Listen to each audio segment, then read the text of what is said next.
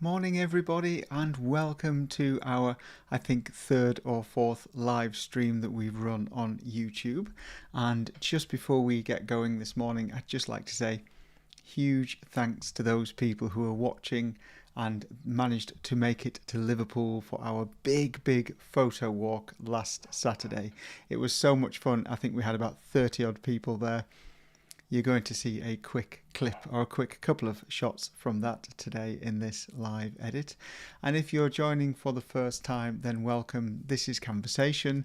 It's something that was set up during lockdown over, well, actually almost exactly 5 years ago now, and it's grown into quite a large photography community in the UK and beyond.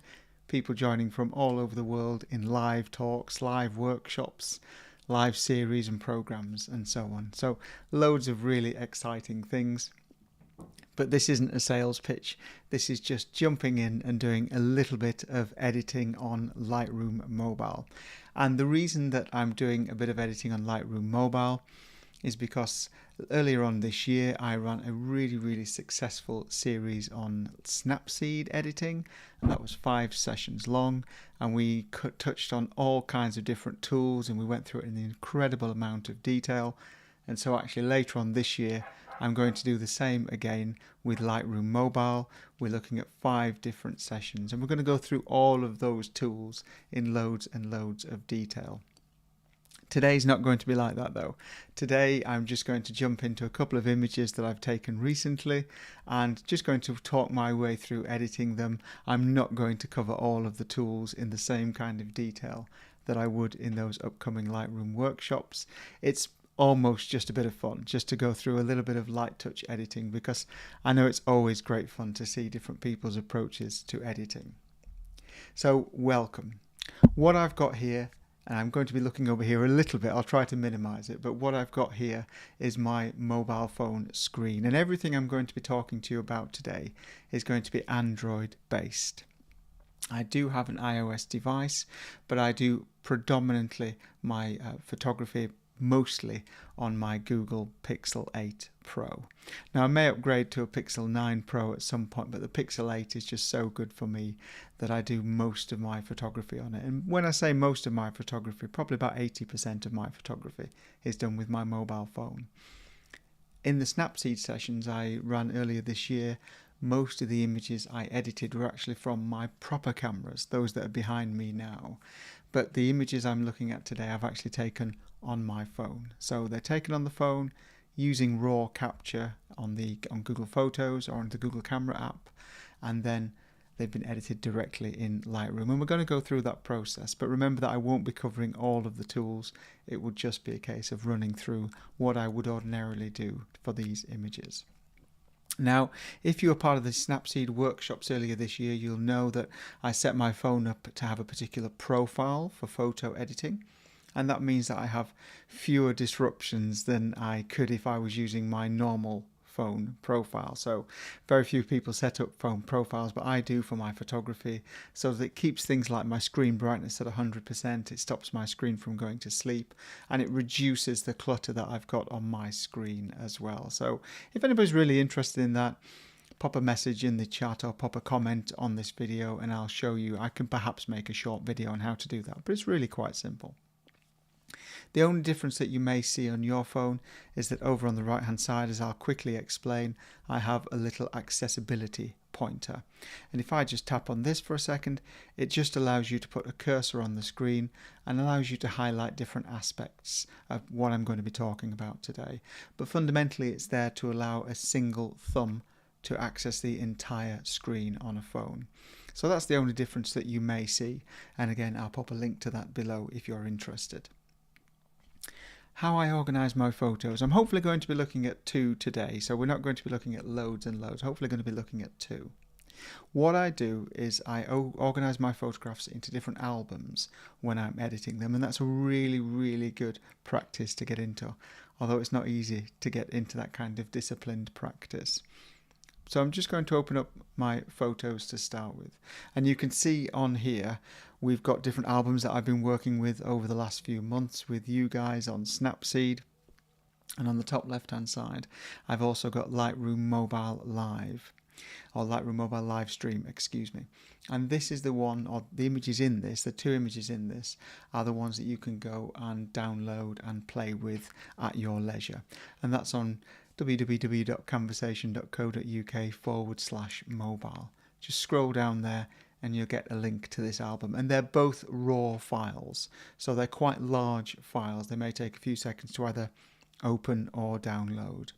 So let's jump into one of these to start with. They're quite different. Now, if you've been out photographing with me, you'll know I love symmetry, I love shape, and I love light and shadow. So on the right hand side, I've got an unwilling model, and that's my son, Colin. Totally unwilling to stand in this light patch, as it were, but that's actually a medieval castle on the right hand side, with the sun beaming in through some ruined windows on the right and creating that kind of 12 square pattern that he's gone and stood in. He's wearing this incredibly bright pink t-shirt, so we're going to see if we can do something about that. Kind of think I'm going to take it into black and white. And on the left hand side we have quite an iconic, often shot photograph of a staircase in Liverpool in the UK. Everybody has to take this photograph when they walk past this, so it's a very stereotypical photo, but that's what we're going to be starting with. So what I'm going to do, there's a couple of ways of opening images in Lightroom Mobile, and we'll cover those in more detail in the workshops, but for the time being I'm just going to tap on this image in my album, and then at the bottom hit edit, and excuse me, I'll try that again, tap edit, and then we've got a few different options as to what we can do with regards to editing. So we can take it into markup, we can add markup to it, we can convert it in Google Photos, or we can take it into Lightroom and Snapseed. So I'm going to take it into Lightroom, so I'm just going to press and hold, press and tap on that button. Now, because I've opened this previously, it's opened up really quickly because I like to test everything before we go live. It did take about 8 or 9 seconds for this to load up.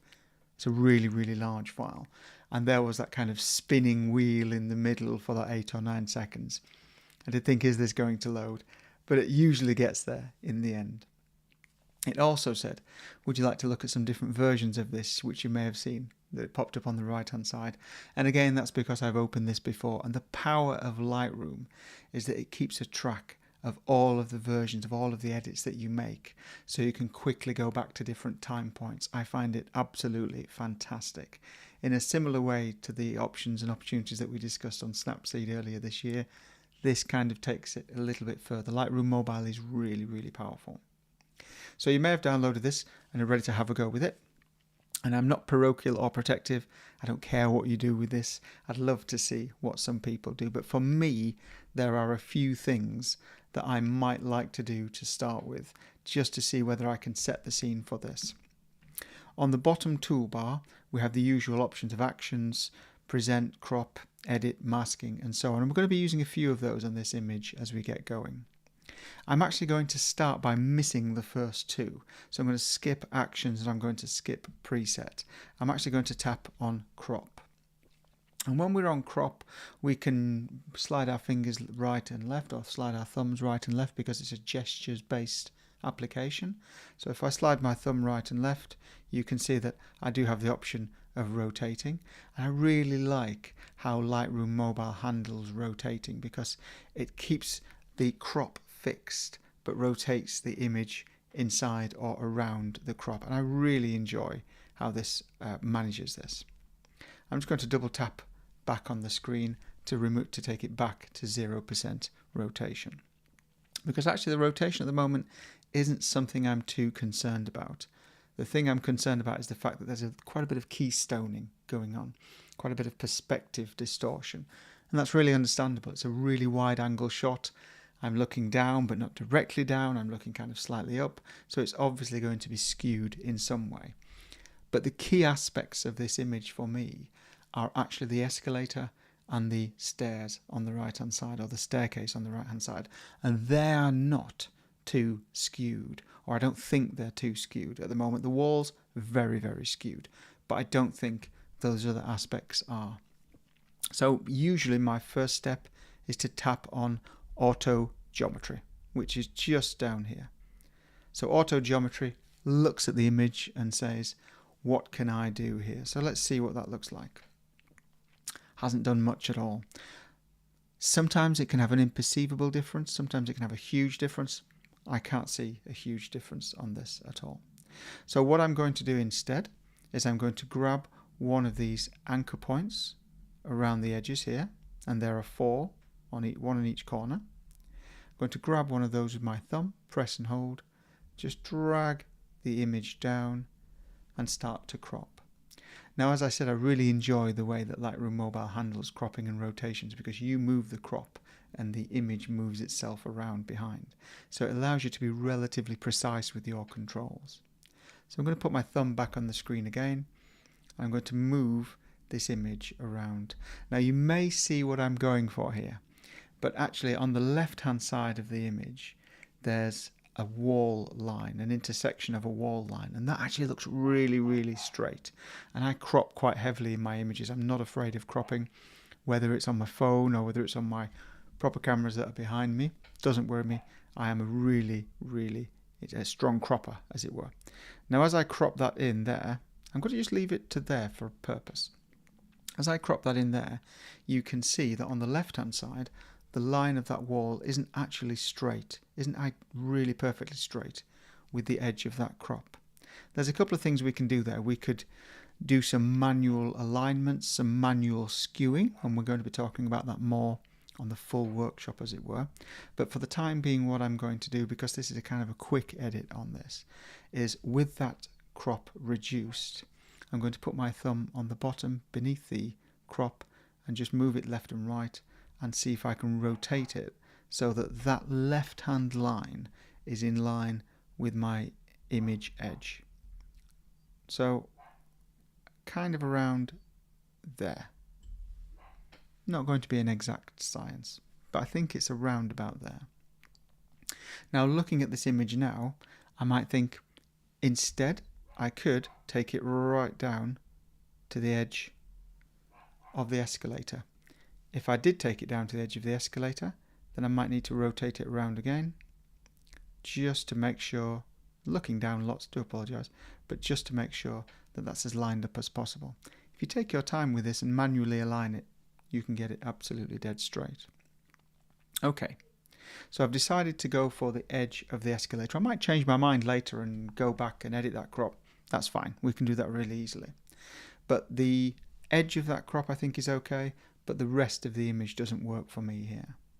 So what I'm going to do, just put my thumb on the screen again. You can use your finger. I tend to use my thumb because it helps me hold the back of my phone as well. I'm going to put my thumb on the screen and just move my crop around, or move this crop around a little bit. Now the very classic photography, I suppose, composition is to have that person on the third in the corner.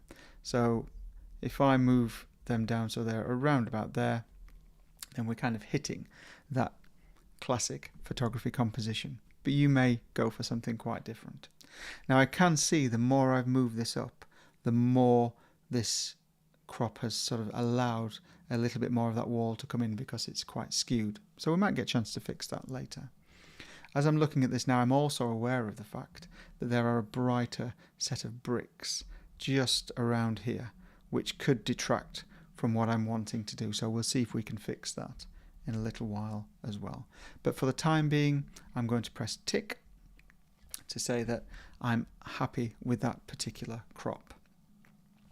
I'm not happy with it because the left-hand side isn't right, but we'll come back and we can fix that. So where to go next?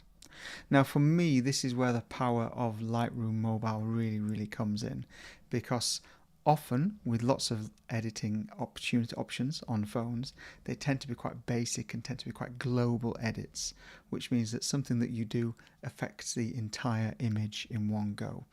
And we may not necessarily want our entire image to be affected in one go.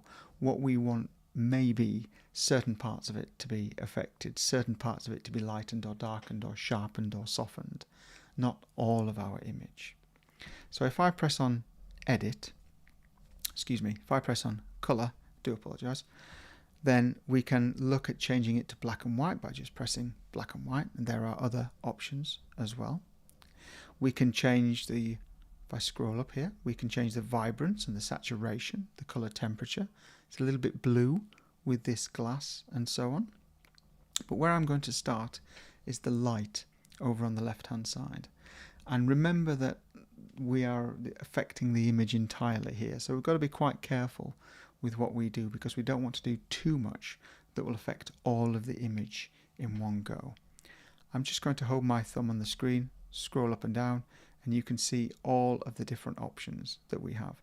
If this is the first time you've used Lightroom, these can be a little bit intimidating, but I tend to have a sort of a basic workflow that I go through. I tend to leave exposure as it is because I very often find that my cameras do a relatively good job of exposing the scene. But I do like a bit of extra contrast. Now remember, this is a raw file, so we're going to be able to drag an awful lot of detail from this as well. So I'm just going to make a global edit and drag across the contrast. I'm just going to take it to +30. Don't want to do too much. Just going to swipe down again, and I'm going to look at the highlights. I'm going to reduce the highlights by dragging those over to the left hand side, possibly by a similar amount to -30-ish. Below there you've got the options for lightening shadows, dropping the whites, dropping the darks, etc. Sorry, dropping the blacks, etc. But I think I'm going to be able to do that in a more localized fashion, in a more predictable and sort of strong, more restricted fashion, if you like, excuse me. So I'm just going to tap on my edit option again to remove that. Now, as with most things on gesture-based editing, this shows you your image now is the after you've done all those effects. If you'd like to press and hold on the image, it will show you the before. And if I just press and release before and after, it's really subtle, not a great deal of difference at all. Now, if I had let me just go back on edit and onto light. I'm looking at this escalator over here, and that's way too dark for me. So if I had gone into the shadows and dragged all of those, just move that out of the way, dragged all of those shadows to the right hand side, then it lightens up the escalator quite a lot, but it hasn't done it in a really even way because it's also dragged up the shadows from across the entire scene. And this is where perhaps we need to look at a little bit more localized editing, a little bit more masking to see if we can get the most from this. So I'm going to drop that back down to 0. Drop those shadows back down to 0. And there's a plethora of tools we haven't used here because we're going to look at those in later workshops. But what I'm going to do today is just hit the masking option. The first time I used masking in Lightroom Mobile, I was really intimidated because it seemed really complex to start with. Once you get your head around it and get your head around the fact that it allows you to only influence or affect certain parts of the images, and those effects can be changed afterwards, they can be edited, they can be increased, decreased. I just think it's such a wonderful, wonderful series of tools. Perhaps a little bit more capable than those we've been looking at in Snapseed, but Lightroom is, for the moment, quite a premium program. Now, at the moment, there are no masks anywhere on this image. So I'm going to press my plus button, and it gives me the options because it uses a lot of AI tools, and Adobe spends quite a lot of money developing AI tools on Lightroom Mobile. It says, what would you like to mask? Would you like it to select the subject, the sky, the background? Would you like to brush on a mask? Use a linear or radial gradient, which we're going to be talking about in workshops later. Looking at a color range or luminance range. Now, for this image, I'll just tap back on this image. There is no sky or background as such. There is a subject, just one small person in that left-hand corner. So I think what we might have to do is look at some more manual masking here, because if I click on some of those other options, it won't necessarily get me to where I want to go. Let's see what it does with subject, just as a matter of interest. So I'll tap on subject. It's going to look for the subject now and let's see how accurate it is. Okay, now I consider the subject of this image to be the person walking up the escalator. Lightroom considers the subject of this image to be this staircase. Now that's not necessarily a bad thing, because we do want to edit that staircase as we get going. So Over on the left hand side I've got the option of the little trash can of deleting that mask, but I may leave that mask on, that automatically selected or automatically generated mask, because I think it's done quite a good job of grabbing that staircase, and we may want to use that staircase later. For the moment though, I don't want to edit that staircase, so I'm just going to press on the plus button again, and I'm going to go down to the luminance range, and the luminance range looks at lightness and darkness in the pixels. So I'm going to press create, and we're going to go for a luminance selection here. As this is all gestures based, when I drag my ring over the screen, different aspects of the screen, it will select those images, those pixels, and the other pixels that it thinks are very, very similar in luminance, in brightness. Now, as you can see, if I drag it over to the staircase, the base of the staircase is really, really bright. The base of each step, the turn in the staircase is really bright, and the base of each of those steps are of a similar brightness. So if I was to press apply here, it would create a mask, it would select all of those pixels that are of that brightness. It's quite a broad spread of brightness though, and I really want to concentrate on the shadows over on that left hand side first. So I'll move over to here, and you can see it's now said no, we don't want that staircase anymore, and we're now looking at all of those dark images, all those dark pixels, excuse me. But it's still got far too many. So on the bottom you've got the option of sliding this luminance slider left and right. And if I slide it to the right, it selects more and more and more similar pixels. If I slide it to the left, it selects less and less and less similar pixels. To the point where if I take it quite a long way over to the left, I still haven't let go of my thumb so I can pull it all the way along, but if I take it quite a long way over to the left there, then what we've done is we've really captured the shadows in that escalator as well. It's also captured the shadows on the person as well, so we're going to be able to impact that person at the same time. We can make a mask for that person to edit them separately, that's not a problem, but I'm going to press apply. So now we've got two masks on this screen. You don't have to get all of your masks ready first and then start editing. I don't often do that. It was just when I pressed select subject, it caught that staircase, and I thought I might use that one as well. But we've basically got two masks on our image at the moment. So we've got the mask selecting the darker shadows, and if I tap on the other mask below that, we've got the mask selecting the staircase. And now whatever I do with the light, colour, effects and detail buttons that are on the screen, it will only affect that part of the image. So let's give it a go. I'm going to press on light on the bottom left hand side, and we've got the option, very, very similar range of options that we had when we were looking at the global edits and we were editing the entire image, exposure, contrast, highlights, etc. Now we've purposely selected shadows.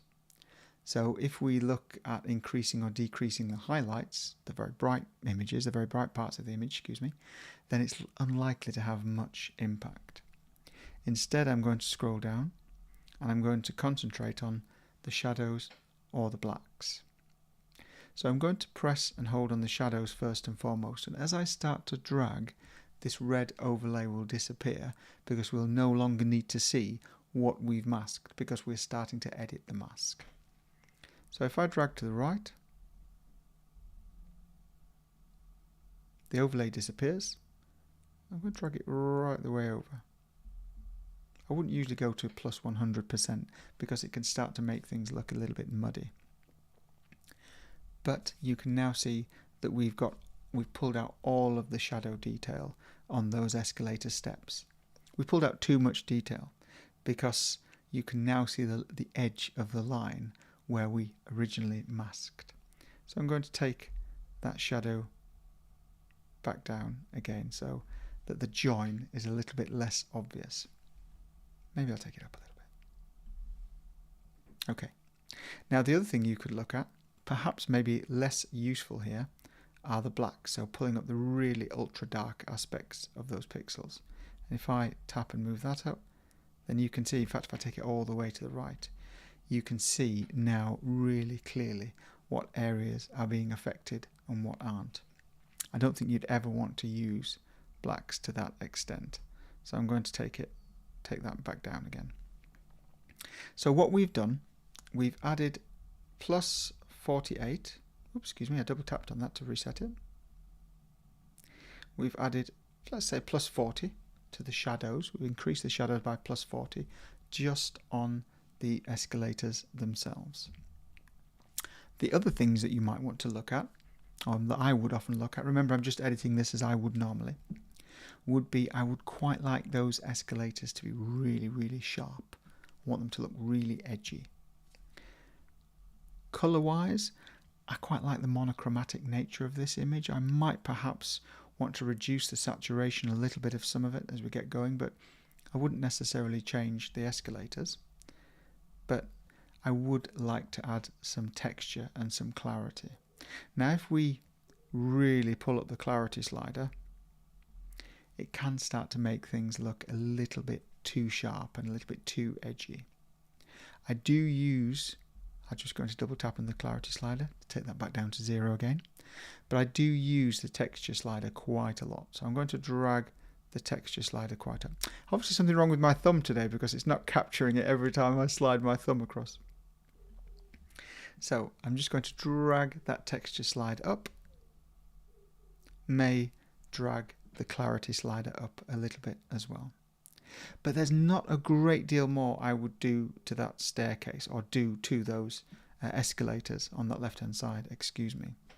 So I'm just going to press the tick to say I'm happy with that. I'm going to press and hold on the screen just to see the difference. Now we've not got a huge difference and I can still see the line that mask had on those escalators. So I might want to go back. Perhaps I might want to increase the mask. I might want to add a little bit more of those escalator steps into that mask, and you can easily add or reduce the size of masks afterwards. It's entirely non-destructive editing, so you can go back and change as much as you like. For the purposes of this, I'm going to leave it there though. I'm going to go back onto the mask and I'm going to click on the staircase this time. Now I was really pleased when this staircase got selected so easily because there are a few things I'm interested in doing with this staircase.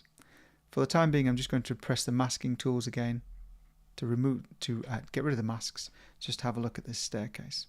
Now initially when I photographed this I really loved the way this looked, but the kind of blue on that glass I think is a little bit out of place here. So there's a couple of different ways of getting rid of that, or at least reducing it somewhat.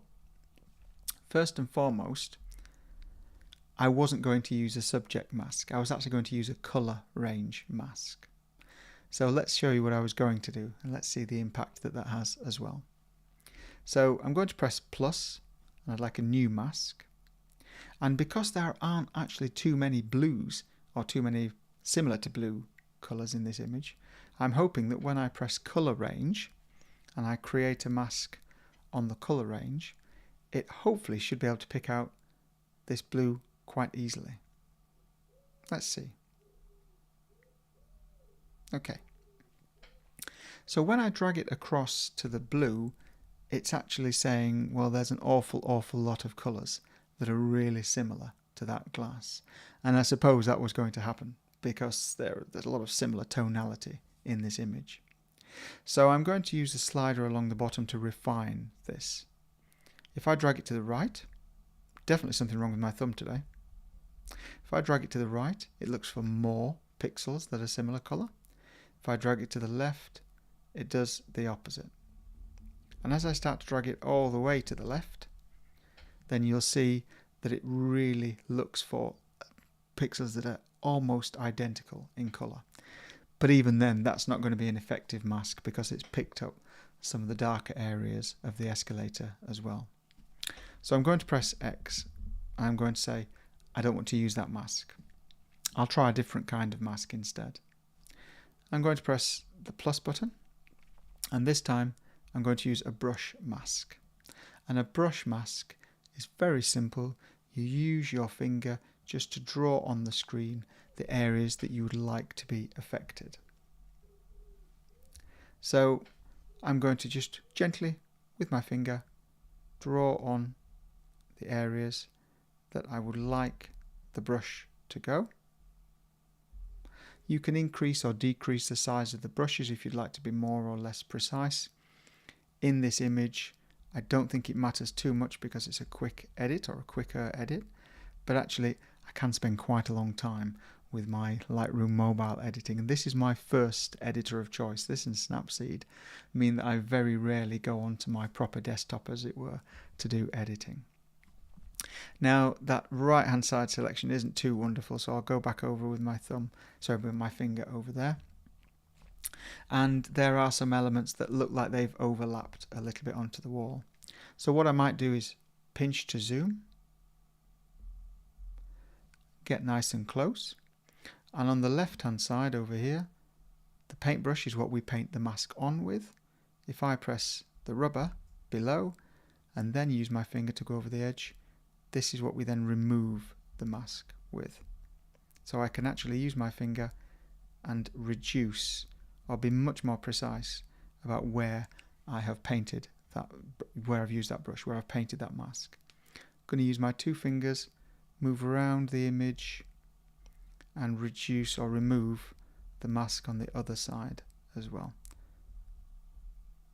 Now I'm being quite clumsy with this because this is just a very, very quick edit, but what I'm after doing is really focusing on that blue of the glass. Okay, I'm going to double tap on the screen, back to the full size. If I just put two fingers on the screen and move it around again, move it back into the center, and I'll remove my little on-screen helper as well. Now you can see on the right hand side where the turn of the staircase is, it's still gone onto the wall. The mask is going to still select the wall, so it's still not going to be the best quality selection. But remember, we can go back and edit that afterwards. If you look down here, shimmy that out of the way a bit, if you look down here on our masking tools or masking previews, you can see that we've now got three masks. One is the banister, the glass banister itself, or the glass balustrade. The other is the escalator, and the other is the entire staircase. So we've actually got two masks that are overlapping each other here. I don't think that matters too much though. With just the glass mask selected, I'm going to press on colour. Now this time I'm going to look at saturation, and I'm going to reduce the saturation over to the left hand side just to see whether I can get rid of that blue tint a little bit. Definitely something wrong with my thumb today. So if I move it over to the left, I'm going to take it quite a long way actually. There we go. Then we've drastically reduced that blue tint, and I think it helps to keep it with that monochromatic look. And remember, we're not going through all of these tools today. This is not an in-depth workshop. This is just about whizzing through a couple of images and how I would approach them. Other effects that we could put on would be adding texture and clarity, but I wouldn't necessarily add that to glass or to a glass balustrade. That wouldn't necessarily jump out at me. So I'm going to press tick. Now we've done things that don't look like they've made a great deal of difference, so I'm just going to press and hold on the screen and see the befores and after. Okay, so a little bit of before, we've got much more blue in the glass, and the staircase, or the escalators, are less well defined. And then as I release, we've now got more shadow, so more detail in those shadow areas, and we've brought that staircase down. So we brought the glass element of that staircase down as well. What I'm going to do is go back to my masking tools again, and I'm going to click back on the mask that was created auto-magically by Lightroom, and I'm going to start to look and use this mask now.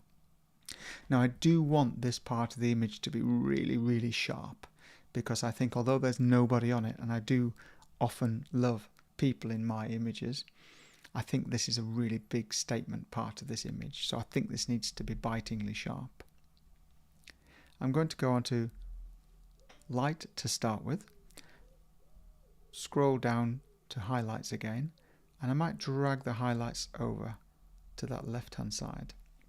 because although I want it to be sharp, I don't want it to be overly bright, because the escalator next to it is incredibly dark. I may even go up to exposure, almost just to highlight what happens when you do this. But if I drag over to the right hand side, you'll see that the exposure can have a profound effect. And interestingly, let me drag that over, you'll see that that mask hasn't actually affected the top part of the staircase. It's only got the bottom part of the staircase. So let's see if we can fix that. I'm going to double tap on exposure and we'll get back to where we were. For the time being, I'm going to press X. I don't want to save those changes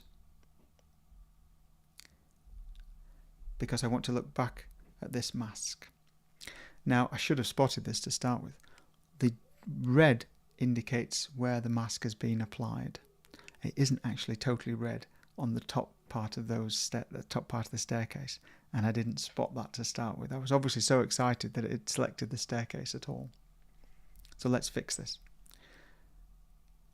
On the bottom of your masking options here, there's an option to add or subtract to an existing mask.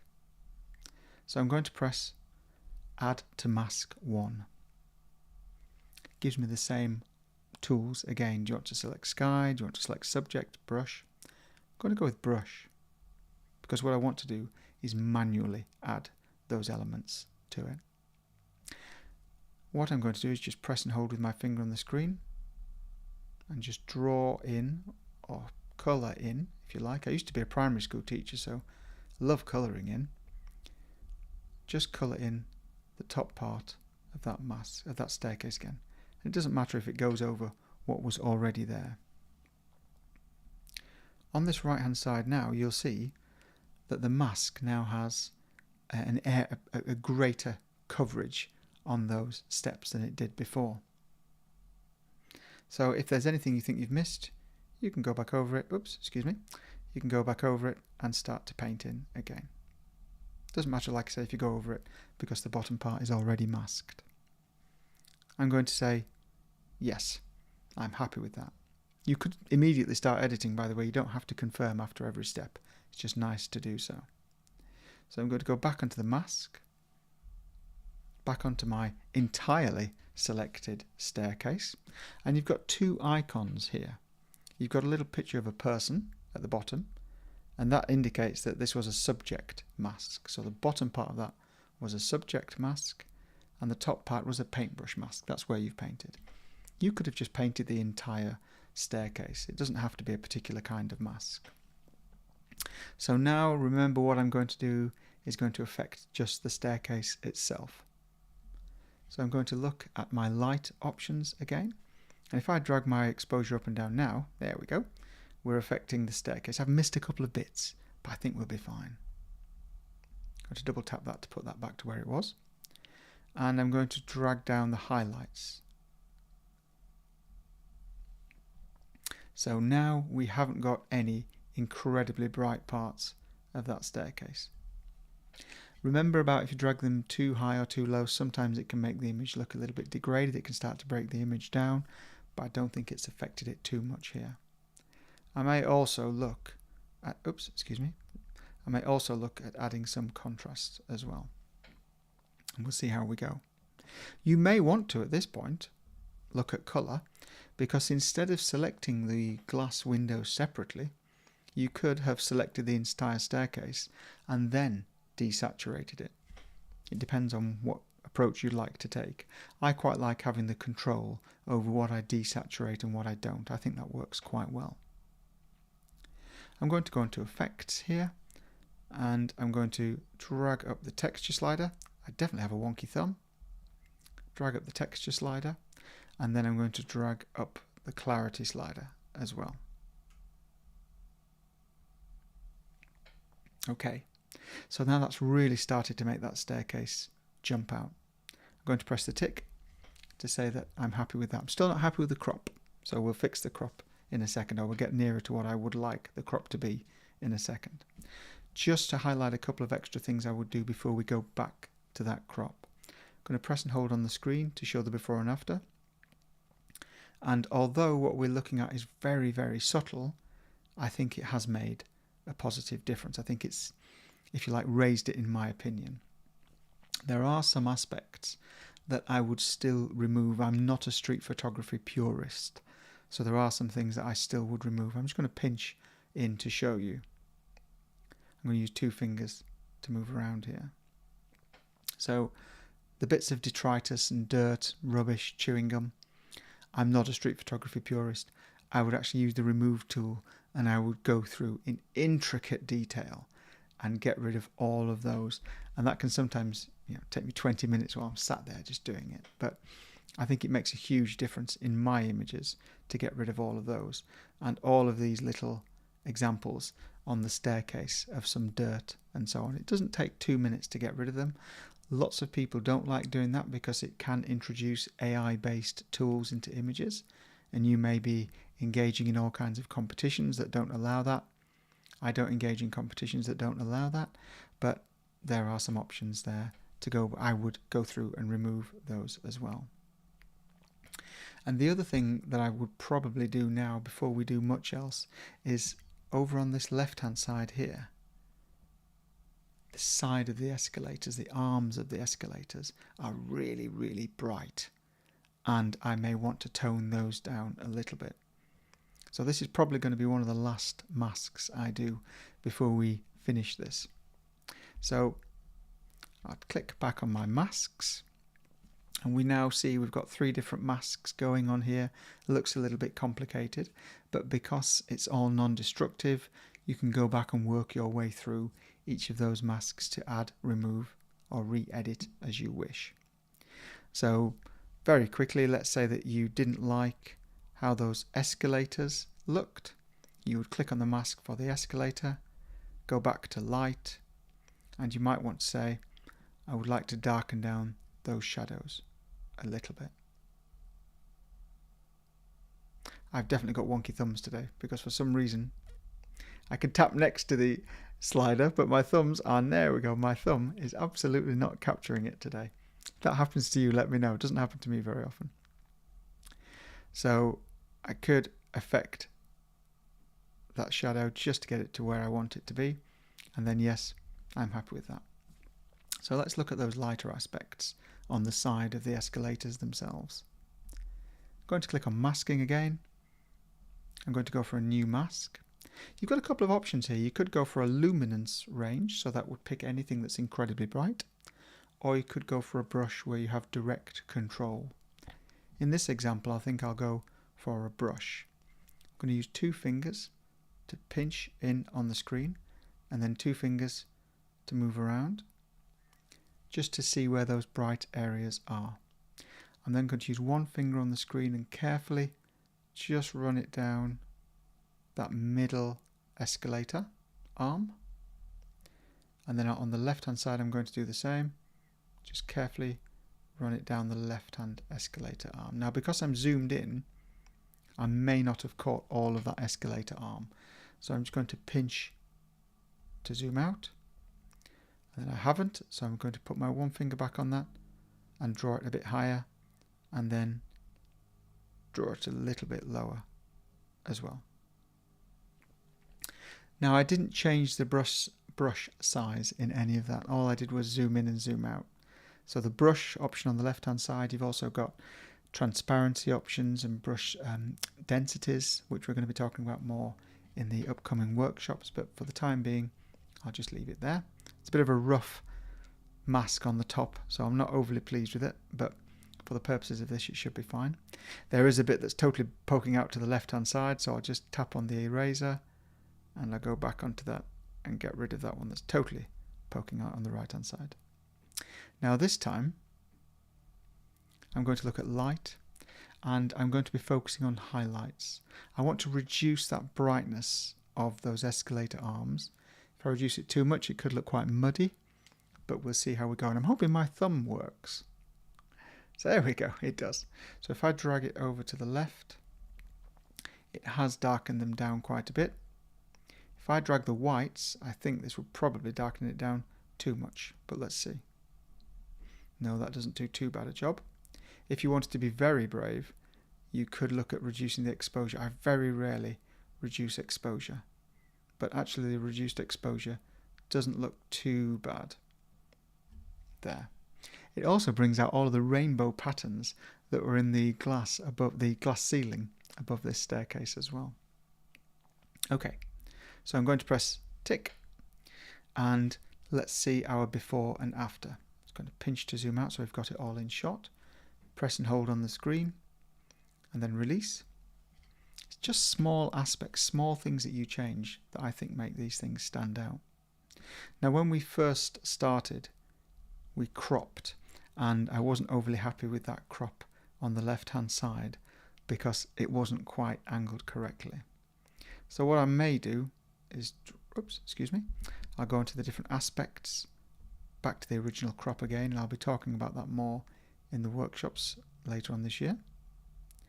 What I may do is just orientate that round so it's relatively lined up. It doesn't have to be perfect, but it's relatively lined up, and then we'll press OK. A couple of things that I might want to try just before I add my sort of final vignette. Back to crop, bring in that right hand, keeps going on to a custom crop. Bring in that right hand edge just so it's on the edge of that screen. I'm going to have to do something with my thumbs. Not sure what, but my thumbs aren't working very well. Okay, too tight on that right hand side. I haven't got the dexterity in my thumb at the moment. It's not letting me change it very much. But what I may do, let's move my little helper out of the way, is the line of bricks, the line of lighter bricks on that top right hand side. I may look at getting rid of those. So onto the remove tool at the bottom. I don't want it to look at extra people. I'm going to leave on generative AI, and we'll have a discussion around the morality of that later on at a different point. And what I'm going to do is just ensure that I've got the remove tool selected. You can try clone, that works quite well as well. And then I'm going to just brush on this top right hand side. Now when you use AI, it can take quite a while to churn through this, but it does tend to do quite a good job. And as I said, I'm not a street purist, so I'm not too worried about whether it's exactly the same or not. As I have said, I'm not quite happy with the crop on the right hand side. If I go back and extend the image, then the top and bottom of those lighter bricks will be there. So for the time being, I'm just going to press tick. Now, because what we've just done is an AI edit, it then takes a few seconds to consolidate that afterwards. What I might do now would be to look at the overall edit options. So we're back to our global editing, and I would perhaps look at effects and then look at adding a vignette onto this.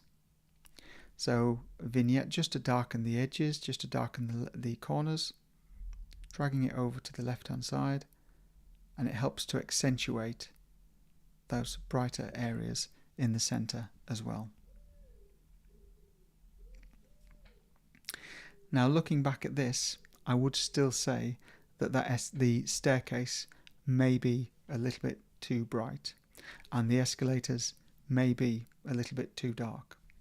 I'm not going to go into it in lots of detail, but I may, if I was looking at this and it was my own image, brush very quickly, make a mask, brush very quickly onto those escalators, and then perhaps see if I could lighten them somewhat. Now that was a very, very, very rough brush with a very, very rough mask and very rough edit afterwards. But the power of Lightroom is that you can just quickly whiz through all of these and have a look at lots of different options as well. And then a before and after. You might want to make it into black and white. There's lots of different options of looking at black and white generally, including adding more tonality, adding different S-curves or different levels and so on. And I might darken those edges down a little bit more, but I'm not going to do that in this image. So however you want to go through, I would love you to have a play with that as well. I'm conscious of time and I kind of aimed for this to be around an hour, and I've spent almost this entire time editing this one image. So I'm going to be really quick and edit the next one with you as well. So quick before and after. I had no intention of turning this to black and white, by the way, But a quick before and after. That was our first image, relatively flat, I think, although it was kind of nice location wise, relatively flat. And then afterwards, even now, I would probably darken down that right hand side, probably lighten up the figure on the staircase as well, but I think it can go on forever. I'm just going to press top left arrow and we're going to go back. Now the benefit of the benefit of Lightroom Mobile is that it keeps all of your images in one place and you can see everything that you have edited. And it also syncs to the cloud, syncs to your Lightroom cloud, which is really, really handy. So I'm going to be super quick on this one. This is my son. He does smile. Lots of you have met him. He does smile, but he's not smiling here. An example of where he is smiling is on our Liverpool meetup. And this was last Saturday, and we've got lots and lots of people at our Liverpool meetup, and he's smiling in the front there. So he does smile, just not on this shot. I had a really particular thing in mind that I wanted from this image, and I'm just going to work through it very quickly to show you what I wanted. So the first thing I wanted to do was I wanted to make it essentially focusing just on those 12 squares of light, or those 12 blocks of light. So as always, I started with an auto geometry, but it didn't quite look right because it still had the perspective from where the sun was hitting those windows slightly differently. So instead, and we'll talk about this more in the workshops later on in the year, I looked at adding some geometry, so some perspective controls using manual tools. So I used the guided upright tool and dragged it from one point to another, which weren't really straight in real life, but as soon as you drag them across, it tries to straighten an image as best it can. Now I didn't want the keystoning corrected, I just wanted, if you like, the initial levels corrected, not the verticals, the horizontals corrected, because I wanted to crop the rest out. So I'm quite happy with just having it relatively level, even if it's not straight at the same time, and then press done. And then next I looked at cropping. Now I tried to go for aspect ratios that work well, but because I produce predominantly digital content, I'm not too worried if I produce custom ratios, so things that won't easily fit into photo frames. So I'm just going to crop this down so that it focuses almost entirely on him. Now you can still see that the left hand block of light is still slightly higher than the right hand. So because I am absolutely particular about things like that, I may just use those rotation tools and see whether I can get that relatively straight. So it was 0.84 degrees off, but it was enough for me. And I would argue that there's a little bit too much light showing on that left hand side, excuse me, and I would possibly straighten that up a little bit more as well. So that's where I would go to start with. Now because I envisaged this being in black and white, I could start with this in black and white. I could change it to black and white straight away, or I could do that individually with masking, or I could do it towards the end. But actually I did have the anticipation that this would be in black and white. So on my edit color options, I've gone straight for black and white. So we're making global edits here, which means that everything we're doing is affecting the entire image. We're not masking certain elements out. But I think with this particular image, we can do.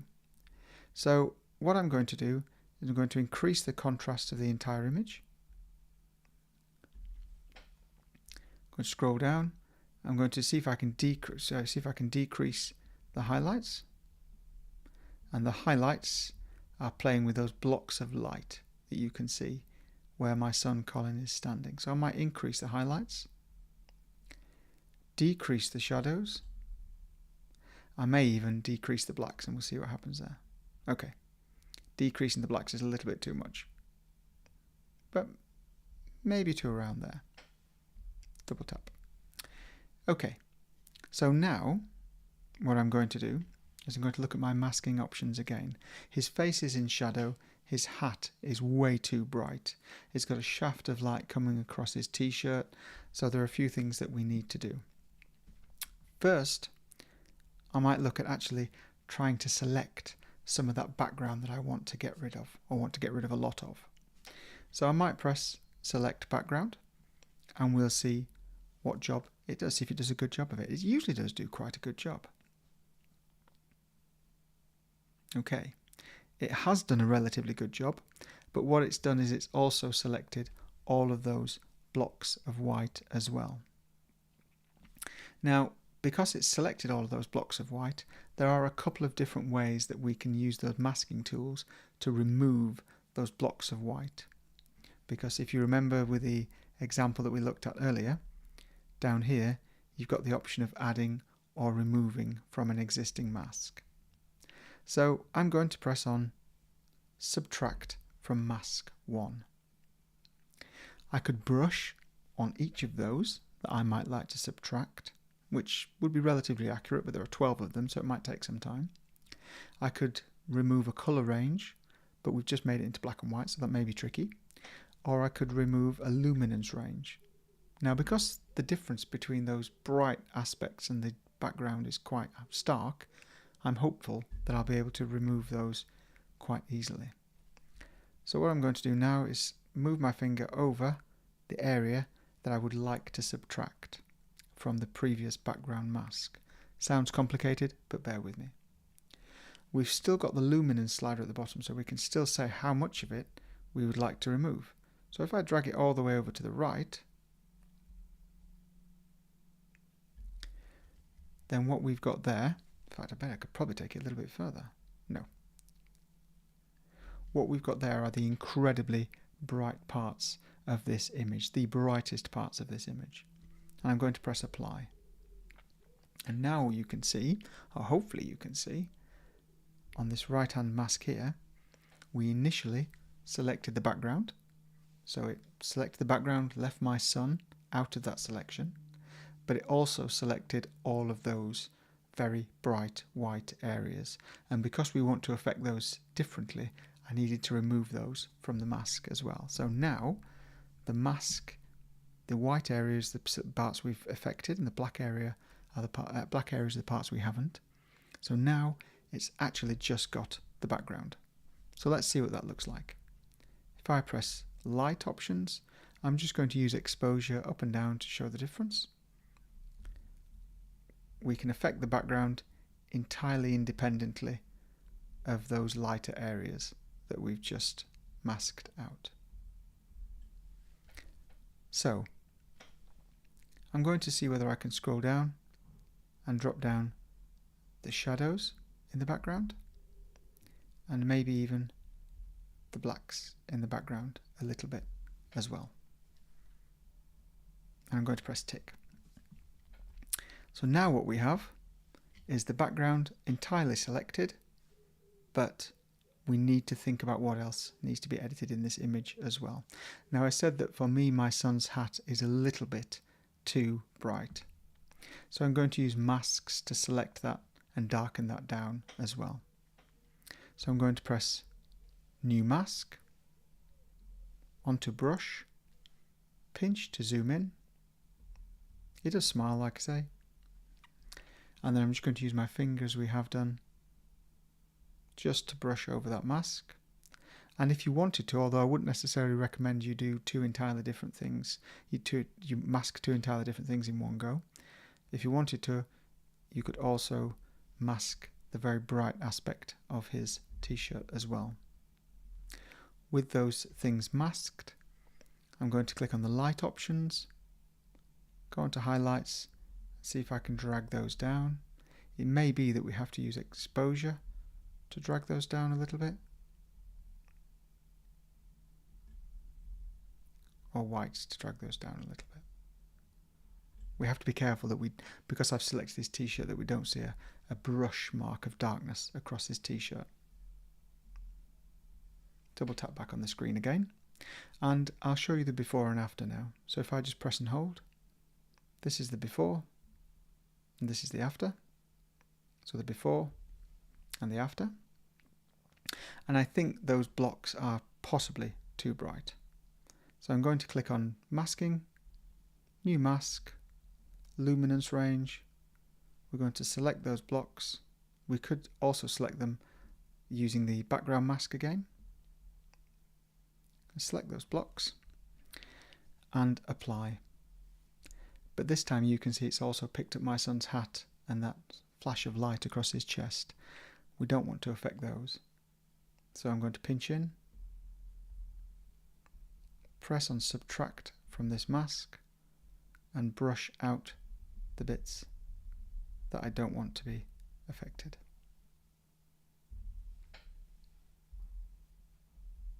So now, I've done lots of masking today, and I'm going through this really quickly because this is the last edit.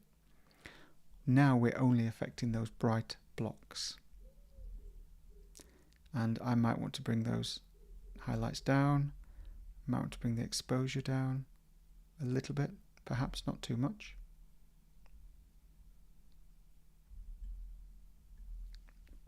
And let's look at a before and after again. There are other things, if I had a bit more time, that I think I would also do. I think I would also go on and I would clean up some of the things that are on his t-shirt. There are other things such as this aspect in the top left hand corner. There's a little bit that I would like to remove there as well. Just a little dab there. And we'll give that a few seconds. Because it's such a small aspect, I wouldn't usually use generative AI. It's obviously switched on from something else I've done before. Just press the tick. I would probably just switch off generative AI because it's just a small heal tool. And then the last thing I would do here would be to go onto my effects and then bring in a vignette, and bring in probably quite a strong vignette all the way down. Now when I look at this now, you never know when to stop, but when I look at this now, I'm not happy with that very bright mark across his chest. Because that mask also includes his hat, it limited what we could do to it because we selected the hat and the chest, and both of them have different values and both of them needed different things doing to them.